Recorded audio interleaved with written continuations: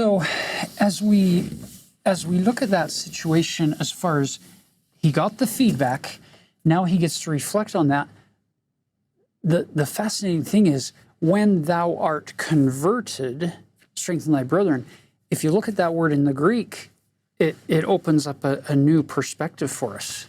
Actually, I'm going to start with the Latin, which we get into English is convert. And the con here can mean is an intensifier, and vert comes from our word that that you are aware of. You've already seen the word verse, and we read verses. And a long time ago in the ancient past, people would read the scriptures. They would read this way, and then they would turn and read back this way, and they'd keep turning at the end of every line. And they're called verses because you would turn at the end of every line. It's all about turning. So the word vert literally means to turn. So let's write that up.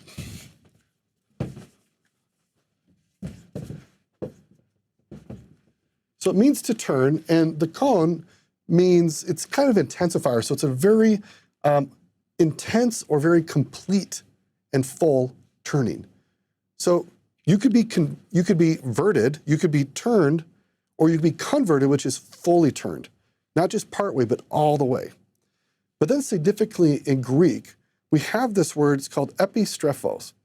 And it's related to a word that you're also familiar with in English, the word trophy. So trophies we're familiar with. These are items we give people to congratulate them on a job well done. You've won something. You're the champion. Where this word comes from anciently is in warfare, when two armies would come together, eventually one army would begin to prevail. The second army, sensing they're going to lose, those soldiers would drop all of their weapons and their shields and run the other way. They would turn and run, and they didn't want to be encumbered or held back with any heavy equipment. You want to be able to outrun the other army that's got the heavy equipment that's trying to now kill you. So you would drop your equipment and turn and run. The winning army now gets to collect these object lessons of their victory, the trophies that are evidence that the other army has turned and run. And the question then is, what are the trophies of our conversion? What are we willing to drop at the feet of the Savior, or drop behind us and turn fully to the Savior? So when we are seeking to be converted, the full turning happens as we are willing to drop those things that keep us from being focused on God. And we all can think of things that we can let go in our lives.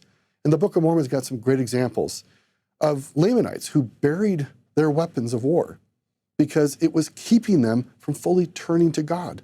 They wanted to walk away from anger and the lust of hurting other people. We also have another Lamanite king who says, Lord, I will give away all my sins. I will hand over my trophies so that I might know thee. And I love this verse that Peter can represent all of us, that Jesus invites us to be fully converted. And when we've experienced the fullness of his love and atonement, the invitation is help others to also turn. Love them, encourage them, be patient as they work through that long process. Jesus was patient with Peter. It took him some time to learn how to be fully converted. Jesus did not place final judgment on Peter when Peter denied him 3 times. Jesus allowed Peter the opportunity to become his best self. And we too, when we are fully converted, can also learn to live in patience and love for those who are also in process.